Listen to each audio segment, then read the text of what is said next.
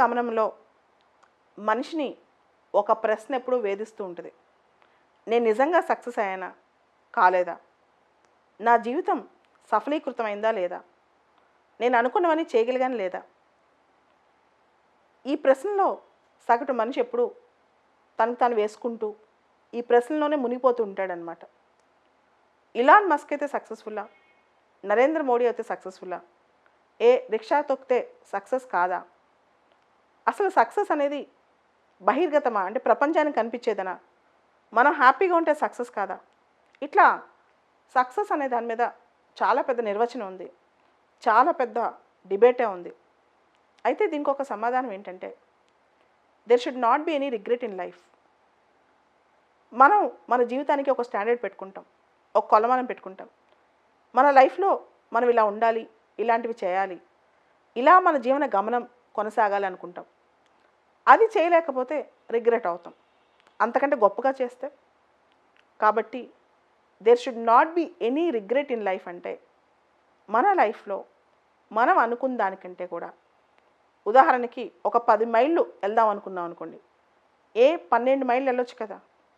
So ఇలా ఆలోచించి ఒక ఎక్స్ట్రా మైల్, ఎన్నొచ్చిన సమస్యలు వస్తుంటాయి, ఎన్నొచ్చినా ఆ ఎక్స్ట్రా మైల్ ఎందుకు మనం దాటకూడదు.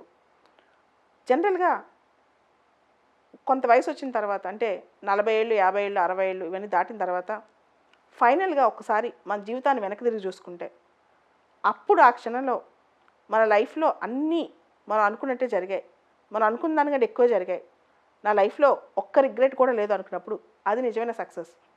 అది దేనిలోనే కావచ్చు, ఏ రంగంలో అయినా కావచ్చు, లేదా తను మానసిక ఆనందమైనా కావచ్చు, ఏదైనా కావచ్చు.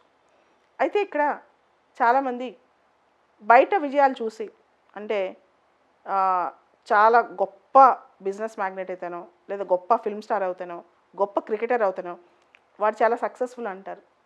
ఈ సక్సెస్ అనే దానికి డెఫినేషన్ అంటే ఏం లేదు.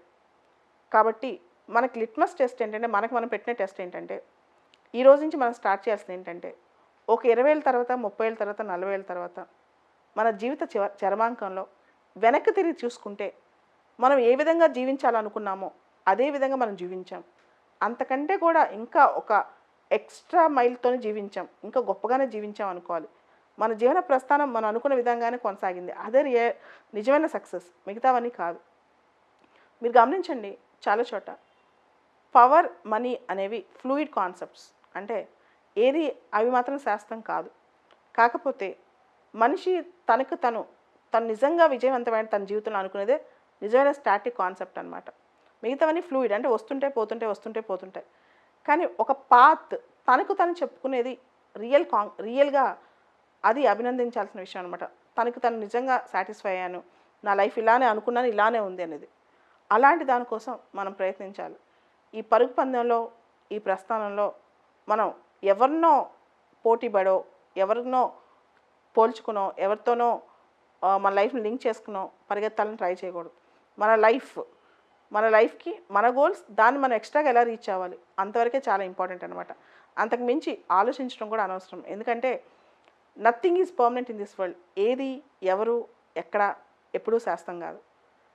వచ్చే 30 ఏళ్ళు, 40 ఏళ్ళలో మన లైఫ్లో ఇలా ఉండాలనుకున్నాం, అలానే ఉండాలి, అంతవరకు కృషి చేస్తే సరిపోతుంది.